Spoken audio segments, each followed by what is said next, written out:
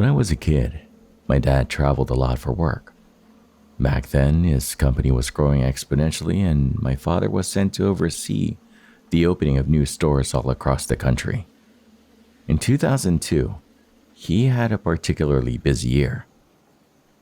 My dad was assigned to a store in Pennsylvania, and because it was a longer assignment and because it was summertime as well, he decided to take my mom and I with him. Since we were going to be there for 2 months, they gave us a fully furnished house in the suburbs. It was 2 stories tall and at the end of a very lonely cul-de-sac. The town itself was very small, with a little over 3,000 residents, and the suburb where we stayed was even more rural. Our neighborhood was relatively new, and most of the houses were still empty. The housing development, Lonewood, had only just started cutting into the dense forest that surrounded it, and all the empty houses gave it a very eerie, albeit boring feel. Lucky for me, there were a few other kids who lived in Lonewood, and one of them happened to be my age. Jamie and I were both 12, and really that was all we needed to have in common. We had a lot of fun that summer. Being a city kid, I was eager to explore all the bike trails local kids had made out in the woods. The city of Middlesbrough was a very old town, which was incorporated sometime in the early 1800s. The town had tons of history, but nothing really to do. One particularly boring Sunday, Jamie and I even went to the town's museum. It was pretty boring, as expected, until we heard some kid ask an employee about the lost town. The employee replied that that was just a legend, but that was enough to pique my curiosity. I quizzed Jamie about it, but he didn't seem to know much either. It was a full 5 weeks into the summer before I finally got my questions answered. Jamie and I were building a bike ramp over a narrow stream late one afternoon when we saw a group of 5 teenagers boisterously heading out into the woods. They were carrying flashlights and beer, several of them trying to scare the girls of the group into turning back. I wonder where they're going, I mused as I glanced over at Jamie. He stood up and wiped his brow. I know where they're going. Where? I stood up and dusted dirt off my shorts. The novelty of living in a small town had weeks ago given way to boredom, and I jumped on anything that sounded remotely interesting. They're looking for the lost town, he sighed regretfully. Okay, seriously, what is that? I knew you know more than you let on. I need to know, Jamie. I need to know! I shook his shoulders in mock hysteria, and he stumbled for balance.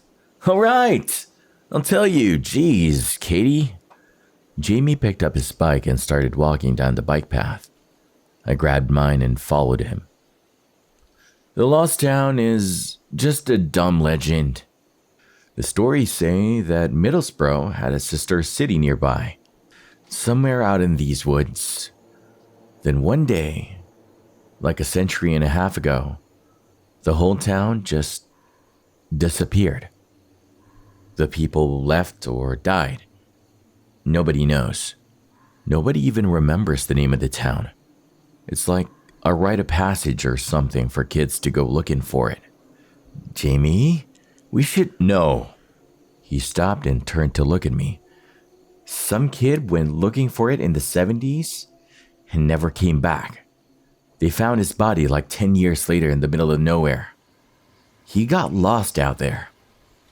It's easy to do. Everything looks the same. He was a total idiot. Probably on drugs. It was the 70s. We are a totally different generation. We have sat-nav. Sat-nav? He looked at me curiously. Jamie had lived in this town his whole life, and sometimes I forgot how sheltered he was. Satellite navigation? My dad has a GPS that he totally wouldn't notice missing for a day. Come on, Jamie. It'd be so much fun. I'd better get back. Jamie looked at his watch and then mounted his bike.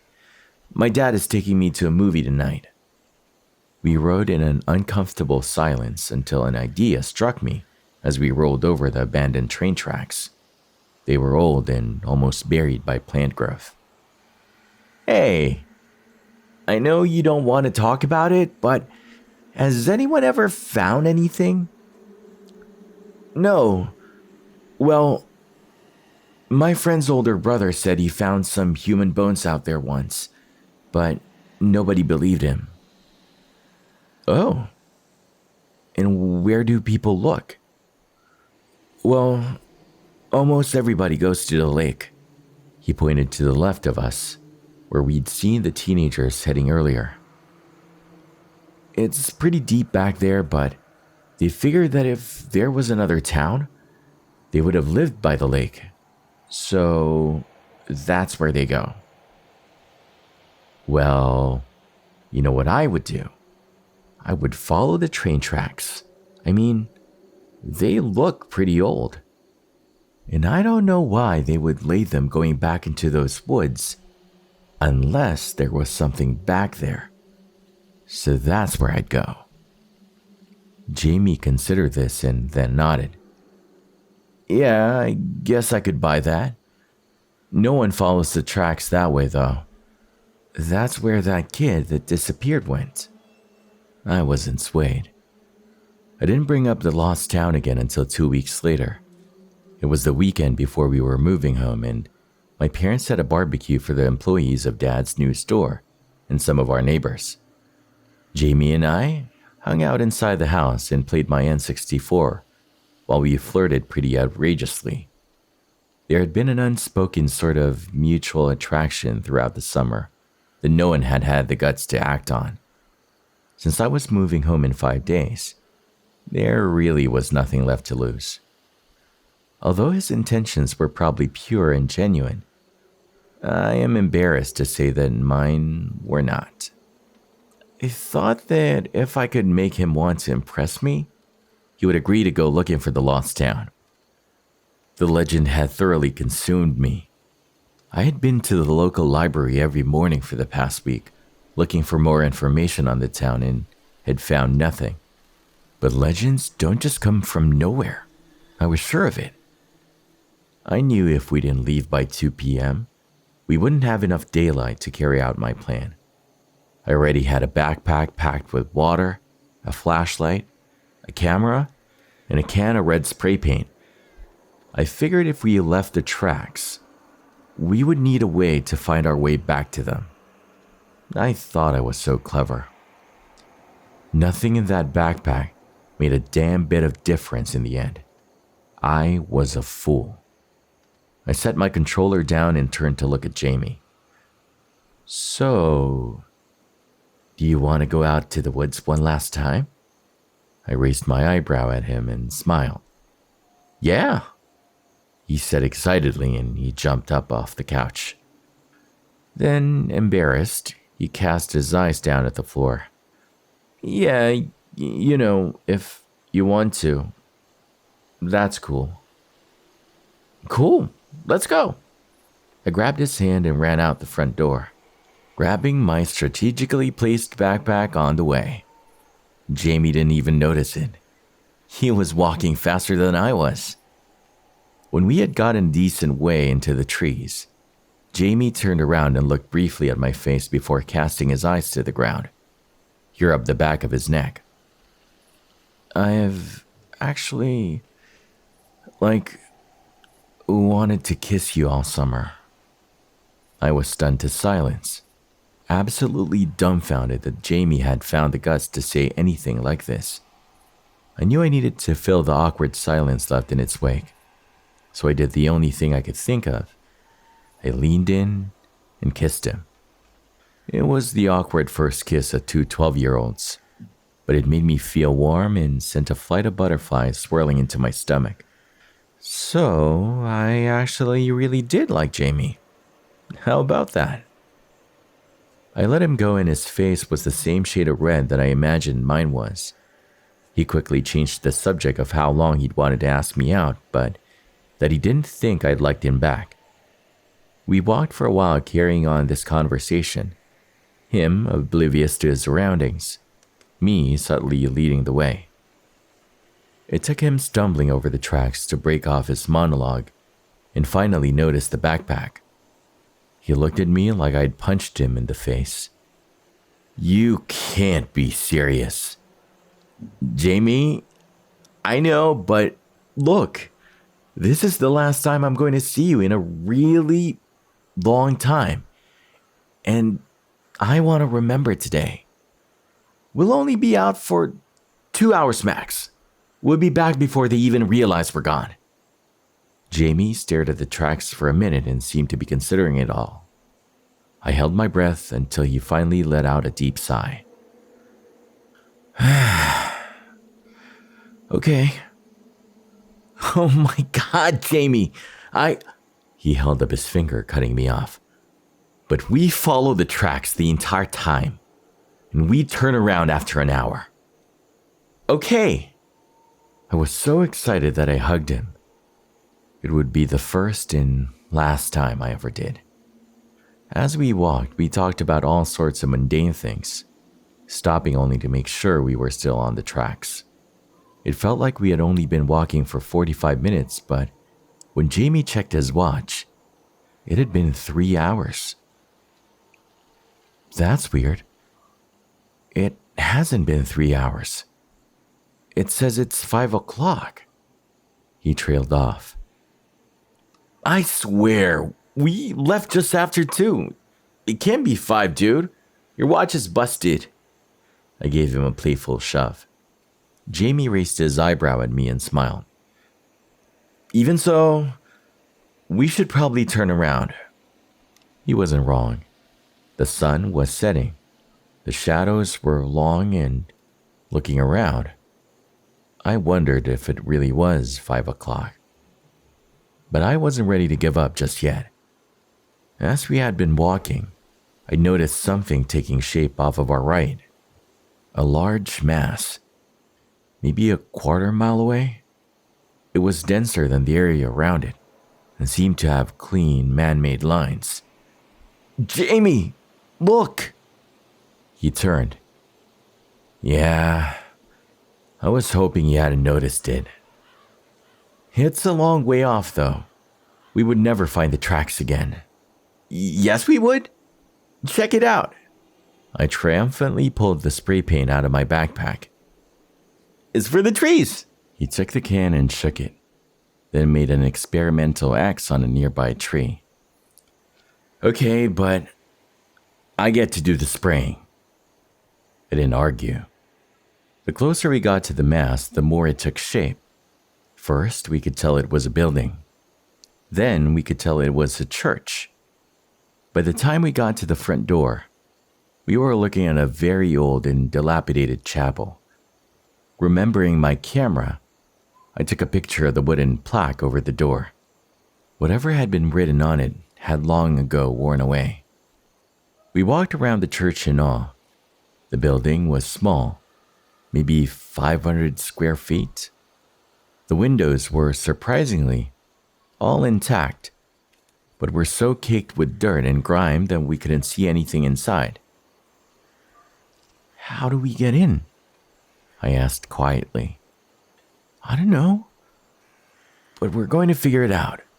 Wait until my brother hears about this. I mean, holy shit. Look at this place."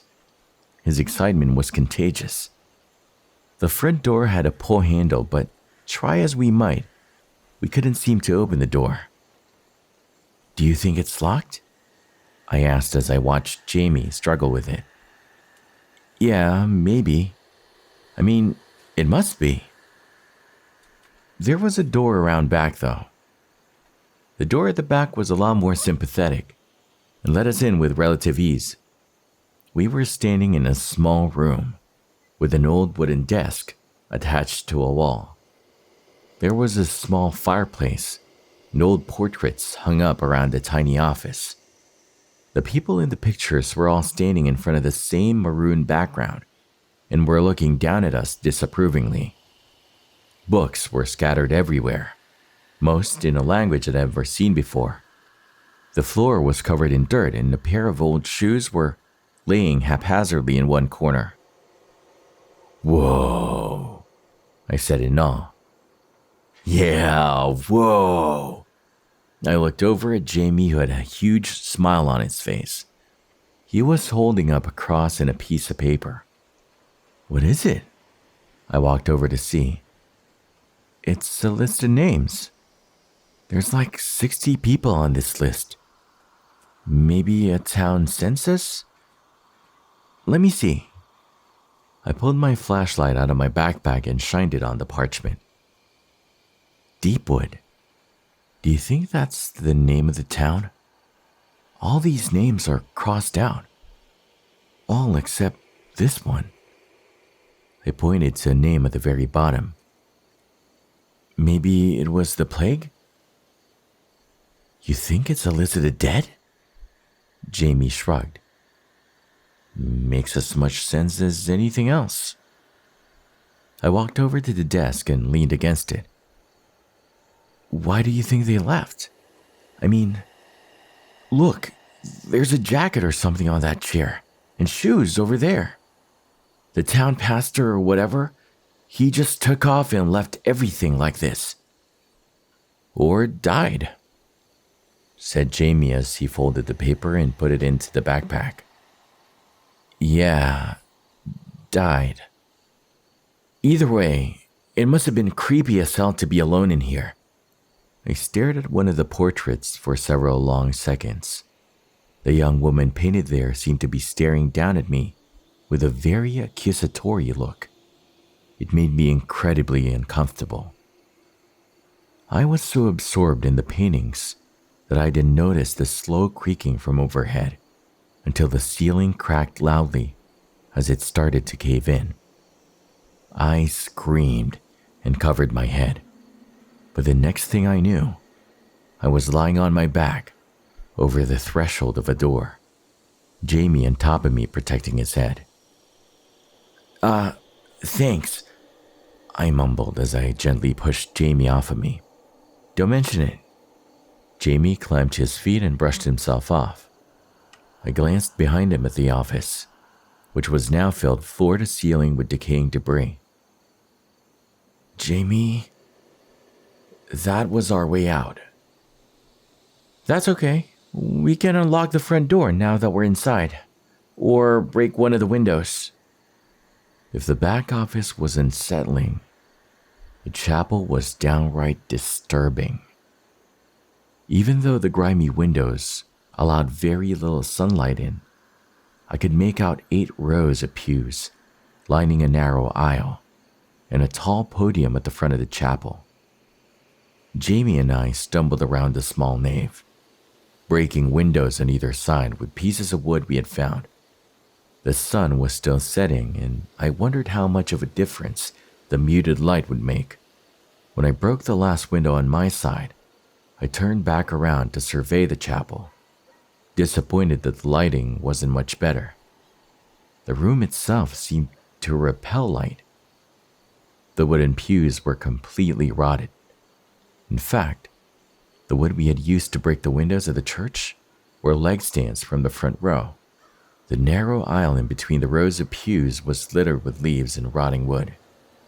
But that was nothing. Nothing compared to what sat upon the altar. It wasn't a podium, as I had thought earlier. It was a statue of the crucifixion, but unlike any I'd ever seen before.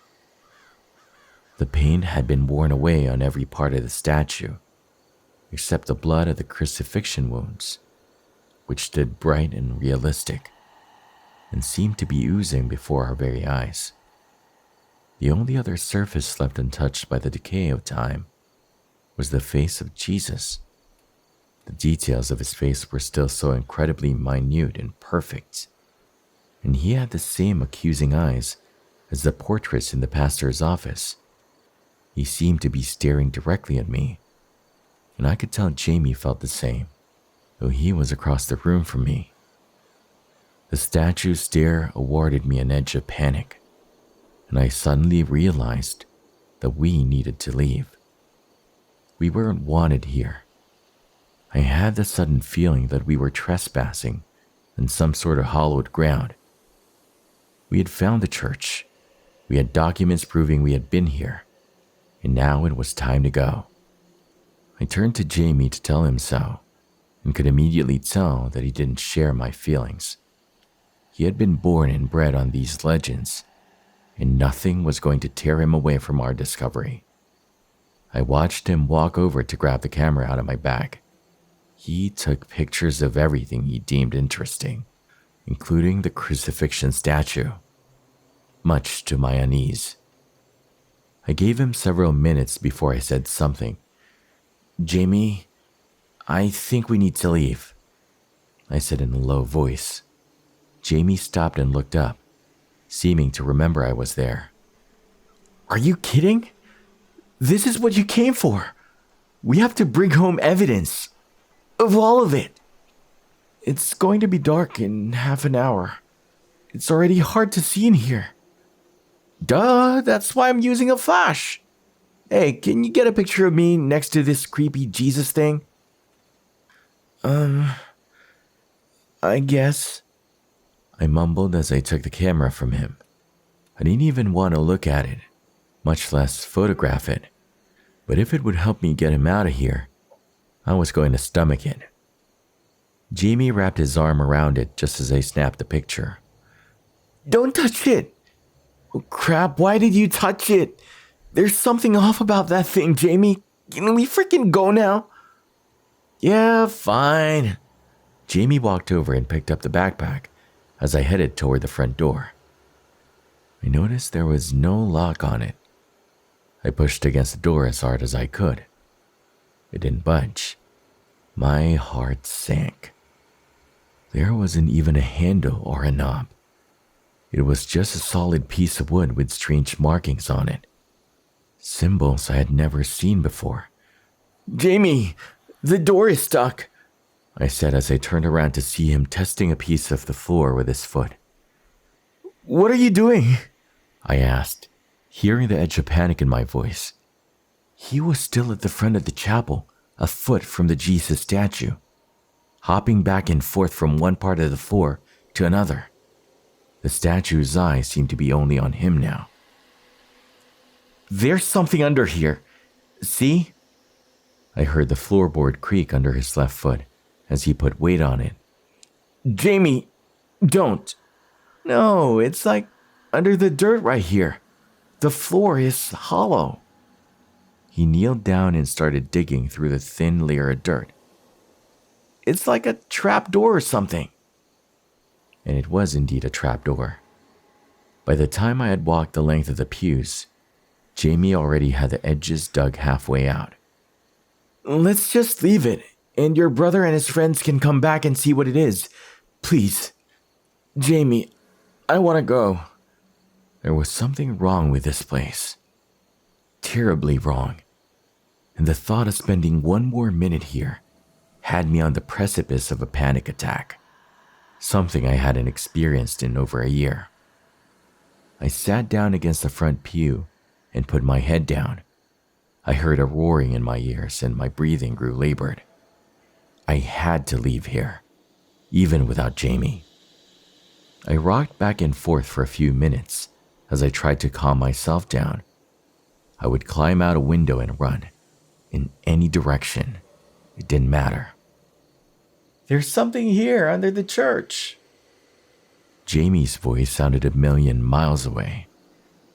By the time I pulled myself together enough to lift my head, Jamie was knelt next to me. "I didn't know you were claustrophobic." At least, that's what I think Jamie said.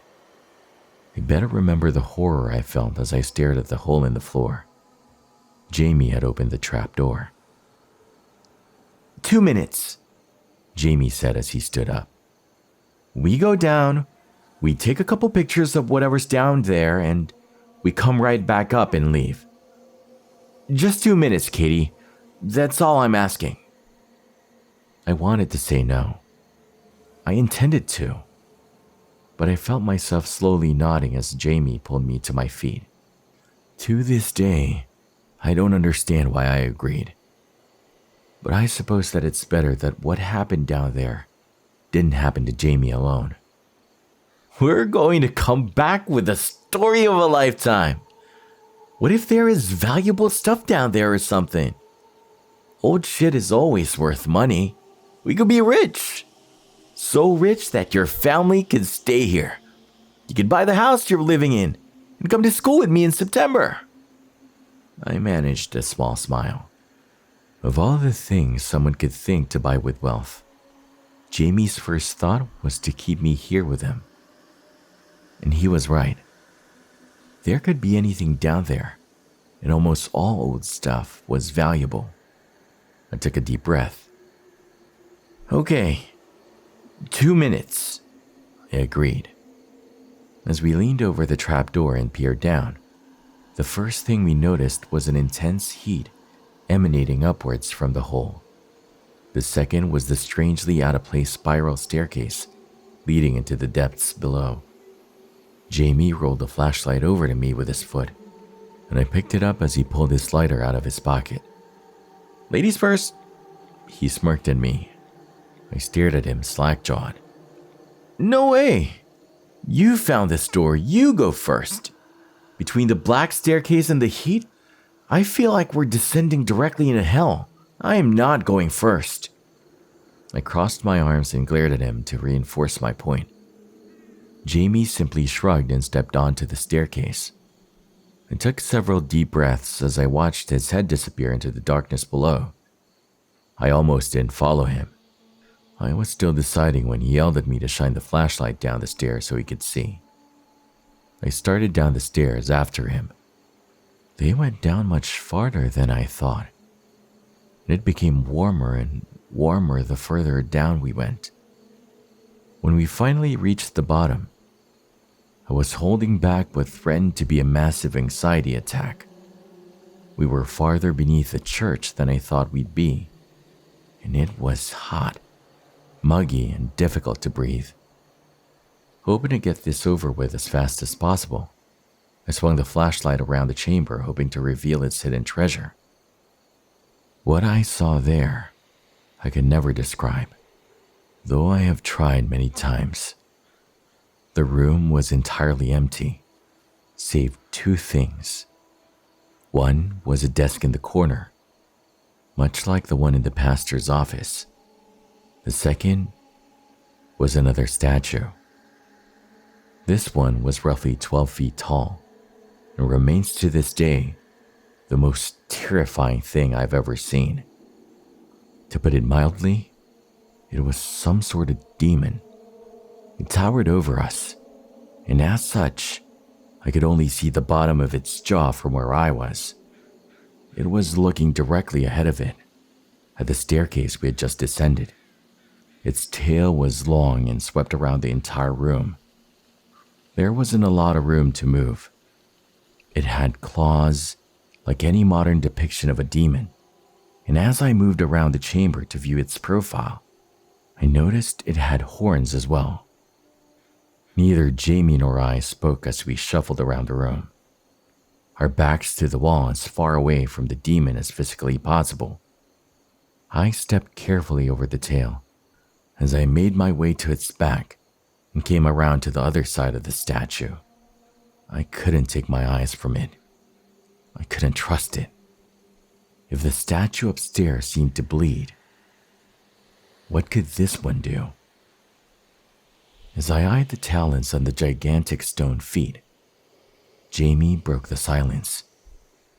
Can you even believe this shit? His voice was coming from the other side of the room. I searched the darkness for the weak glow of his lighter and was relieved to see it moving towards me. I turned my flashlight upward to shine it on the side of the demon's head. The horns had to be at least a foot tall. As I brought it down to see where Jamie was, I hit my arm on something hard. Ow! My head! Jamie squeaked as my flashlight fell to the ground and rolled under the desk. God damn it, Jamie! I whispered in a panic. I dropped to my knees and felt around under the desk, searching for the flashlight. What? It's not my fault you cracked me on the head. I stood back up and swung the light around to see Jamie trying to relight his lighter. But it wasn't him that stopped me dead. I will forever be frozen in that moment. I don't know why I couldn't speak, couldn't scream, couldn't move. All I could feel was my own internal descent into madness. As I had moved the beam of light up to Jamie's face, I had seen another face right next to his. A twisted, angry, soulless face. The demon's. The statue had bent down and turned to the side, its head mere inches from Jamie's, and it was staring at me. I cannot describe its face, and I'm not sure my mind will ever let me remember it in detail. It shook me to my core in a literal sense. My body was having a dark, violent visceral reaction to this impossibility. Jamie finally noticed the flashlight shaking in my hand and turned to see what I was looking at. It wasn't until he started screaming that I was shaken from my paralysis. I dropped the flashlight. Jamie dropped everything else. And we ran. We took the stairs 2 and 3 at a time, Jamie pushing me up ahead of him. Halfway up, I slipped, and we both went tumbling down halfway to the bottom. In that horrible moment, we heard the grinding of stone against stone, and we knew the statue was moving. Jamie screamed, but I was mute, too horrified to make a sound. We got up and kept climbing, never taking our eyes off the small, dying light above us, our only salvation now. We were almost to the top when we first heard it on the stairs. It was so large and heavy that the entire stairs shook with the impact. Terrified that the stairs would come crashing down and we would be left alone with it below, we jumped the 3 last steps. Jamie pushed me up out of the opening. He climbed out after me and tried to slam the trapdoor shut, but it was somehow stuck. We could hear a deafening thunder on the staircase as the statue slowly climbed the steps. I helped Jamie try to push the trapdoor closed, and for the first time, noticed the symbols on the bottom of the wood, the same as those on the front door. Before I could begin to comprehend this, I noticed the demon first penetrate the shaft of light on the staircase below. It was coming. Jamie saw it too, and pulled me to a standing position while pointing at the front door. We both ran at it as hard as we could, but when we hit it, it didn't budge. We tried again, but it was unsympathetic. "Katie, the windows!" We ran to the closest one and tried to climb up the wall to get out, but the windows were too high. The thunder from below was getting louder, closer. It was more than halfway up the stairs. We tried to climb on the rotting pews to reach the windows, but they crumbled under our weight. "I'll push you out. Give me your foot," Jamie yelled over the sound bellowing from below. I shook my head. I wanted to. God, I wanted to. But I couldn't leave him. I couldn't leave Jamie to face that thing alone. We both looked over at the door again. Our only chance was to keep trying to break it down. We stumbled back into the aisle and ran at the front door with everything we had. I thought I felt it move. We backed up even further and ran at it again. This time, the impact knocked me backwards into the aisle, and Jamie barely stayed on his feet. He looked at me in horror, and I turned around to see stone horns rising up from the darkness of the trapdoor, 3 feet from where I sat. We were going to die here. I stood up, refusing to turn around again. I knew that the next step it took would bring its head into the room. The thought of seeing its face again had me running at the door with every last bit of strength I had. Jamie reached it at the same time, and I felt it give way as we crashed through the threshold and landed outside the church. Jamie had picked me up off the ground before I could think to move, and we were running toward the train tracks at an Olympic sprint. We could still hear the thundering on the stairs no matter how far we got from the church. Every step echoed through the woods like a gunshot, until they stopped. It was here. I had no idea if we had run in the right direction or if we would be forever lost in those woods. It was now dark outside, and the temperature was dropping fast. I was beginning to panic that we would never find the train tracks when I noticed Jamie wasn't next to me anymore. I turned around in a panic to find him sprawled on the ground a few yards behind me. He had tripped over one of the rails. He was up and running down the tracks before I could even ask if he was okay. We ran until we couldn't anymore. Our running eventually slowed to a jog, and the jog to a walk. We hadn't spoken. Neither of us had any idea what to say. And it wasn't until we had both gotten our breath back that one of us finally broke the silence. "How long have you been on the tracks?" Jamie's voice had an edge of barely suppressed fear.